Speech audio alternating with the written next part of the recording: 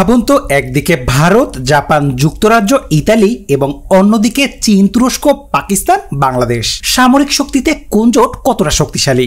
বর্তমান বিশ্বে প্রতিরক্ষা প্রযুক্তি আর কূটনৈতিক জোট এই দুয়ের মিশলাই ঠিক করে দেয় কে কতটা শক্তিশালী। আর সেই শক্তির খেলায় এবার নতুন এক অধ্যায় যুক্ত করতে চাইছে জাপান।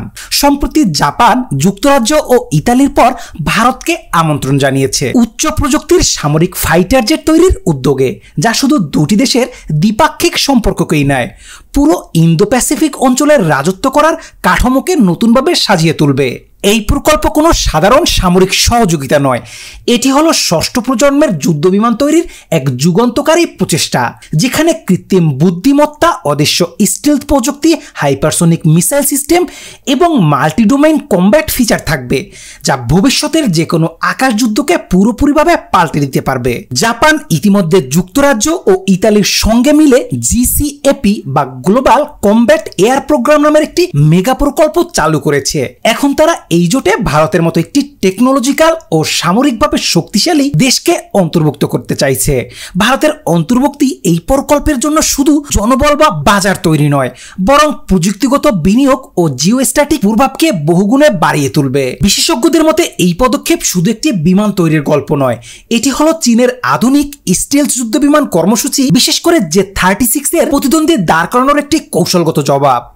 চীনের জে-20 এর উন্নত সংস্করণ বলে মনে করা হচ্ছে জে-36, যেটি এখনো পুরোপুরিভাবে প্রকাশ্যে না এলেও ধারণা করা হয় এটি ষষ্ঠ প্রজন্মের সমস্ত বৈশিষ্ট্য অর্জন করতে সক্ষম। এতে থাকবে রাডার অ্যাভয়েডেন্স, সুপার ক্রুজ এবং ডেটা ফিউশন ক্ষমতা, অর্থাৎ এটি এমন এক স্টিলথ ফাইটার যা প্রতিপক্ষ বুঝে ওঠার আগেই কাজ শেষ করে ফেলতে পারবে। এমন এক হুমকির সামনে দাঁড়িয়ে জাপান, যুক্তরাজ্য, ইতালি এবং এখন ভারতের এই যৌথ উদ্যোগ জিসিএপি একটি পাল্টা জবাব তৈরি হয়ে উঠছে। প্রশ্ন উঠছে, এই জোট কি সত্যি এমন এক ফাইটার জেট তৈরি করতে পারবে যা চীনের জে-36 এর সমান কিংবা আরো আধুনিক হবে?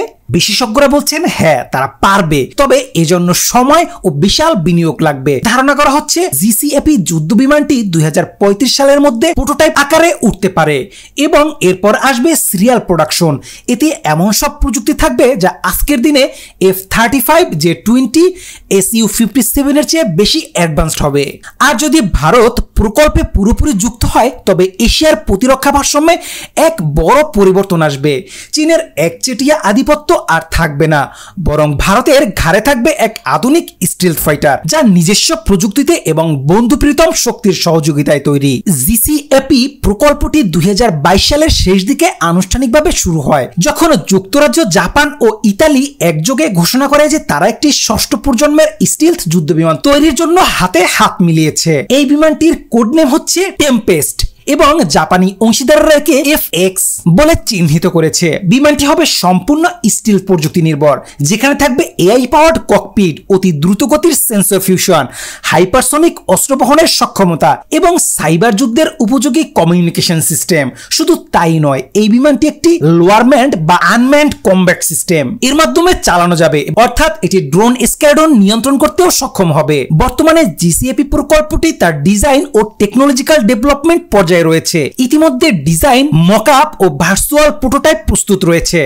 জাপান এবং যুক্তরাজ্যের গবেষণা প্রতিষ্ঠান ও প্রতিরক্ষা শিল্প এই প্রকল্পে একযোগে কাজ করছে। আশা করা হচ্ছে 2035 সালের মধ্যে বিমানটির প্রথম ফ্লাইট এবং 2040 এর আগে পূর্ণাঙ্গ অপারেশনাল ব্যবহার শুরু হবে। এই সময়ের মধ্যেই ভারত যদি যোগ দেয়, তাহলে এয়ারক্রাফটের অভ্যন্তরীণ প্রযুক্তি সম্পর্কে শিক্ষা নেওয়ার, নিজের নতুন ফাইটার প্রজেক্টে প্রযুক্তি ব্যবহার করার এবং এশিয়ার প্রতিযোগিতামূলক প্রতিরক্ষা অবস্থান তৈরির সুযোগ পাবে। চীনের জে-36 যুদ্ধ বিমান এখনো আনুষ্ঠানিকভাবে উন্মোচন না হলেও সামরিক গোয়েন্দা তথ্য এবং বিশ্লেষকদের পর্যবেক্ষণে বলছে এই বিমানটি চীনের ভবিষ্যৎ আকাশ প্রতিরক্ষা কাঠামোর অন্যতম স্তম্ভ হতে চলছে।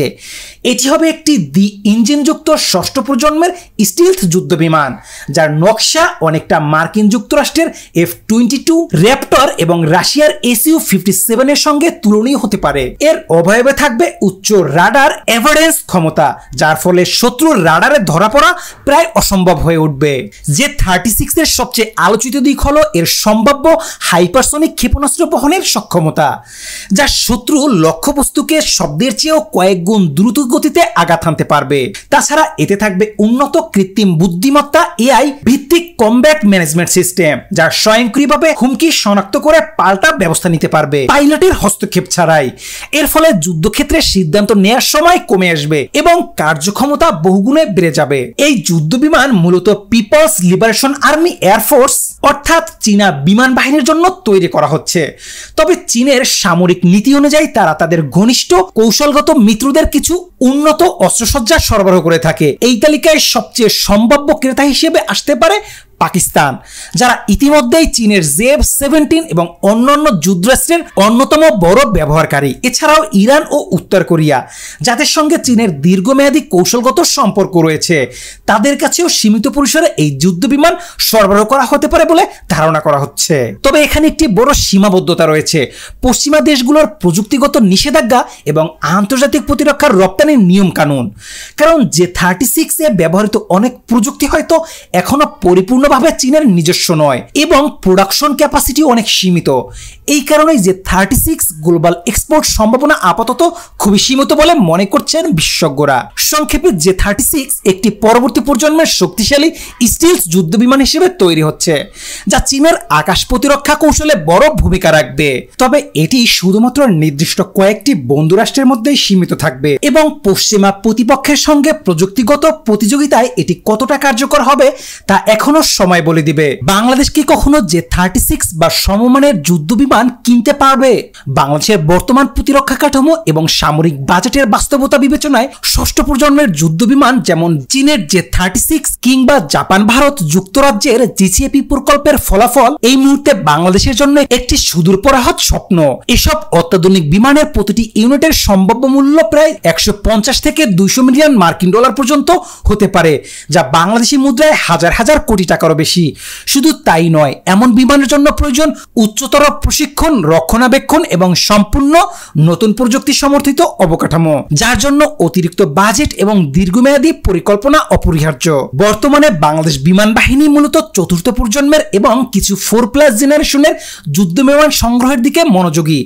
রাশিয়ার Su-30 SME, চীনের JF-17 ব্লক অথবা তুরস্কের কাছ থেকে KAN-TX-F যুদ্ধ বিমান ভবিষ্যতে বাংলাদেশের রাডারে থাকতে পারে। তবে ষষ্ঠ প্রজন্মের বিমানের জগতে প্রবেশ করতে হলে শুধুমাত্র অর্থনৈতিক সক্ষমতাই নয়, প্রযুক্তিগত জোট, গবেষণা সহযোগিতা এবং কৌশলগত পরিপক্কতা অপরিহার্য হয়ে দাঁড়ায়।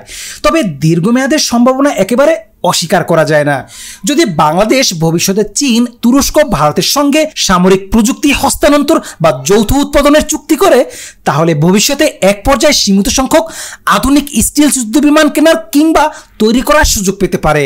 বিশেষ করে যদি আমরা ড্রোন ও সাইবার প্রতিরক্ষা প্রযুক্তিতে জোর দিয়ে নিজেদের সক্ষমতা বাড়াতে পারি, তাহলে বৃহৎ প্রতিরক্ষা চুক্তিতে আন্তর্জাতিক অংশীদারদের আস্থা অর্জন করাও সম্ভব হতে পারে। সব মিলিয়ে বাংলাদেশের জন্য J-36 বা GCAP এর মতো ষষ্ঠ প্রজন্মের যুদ্ধ বিমান পাওয়া এখন বাস্তবসম্মত নয়। তবে কৌশলগত দৃষ্টিভঙ্গি, ধাপে ধাপে আধুনিকীকরণ এবং আন্তর্জাতিক সহযোগিতা যদি সময় মতো বাস্তবায়ন করা যায়, তাহলে একদিকে হয়তো আকাশে এমন একটি যুদ্ধ বিমান বাংলাদেশের পতাকা বহন করে উঠতেও দেখা যেতে পারে। দর্শক, কমেন্টে আপনার মতামত জানান। বাংলাদেশ কি কখনো ষষ্ঠ প্রজন্মের যুদ্ধ বিমান কিনতে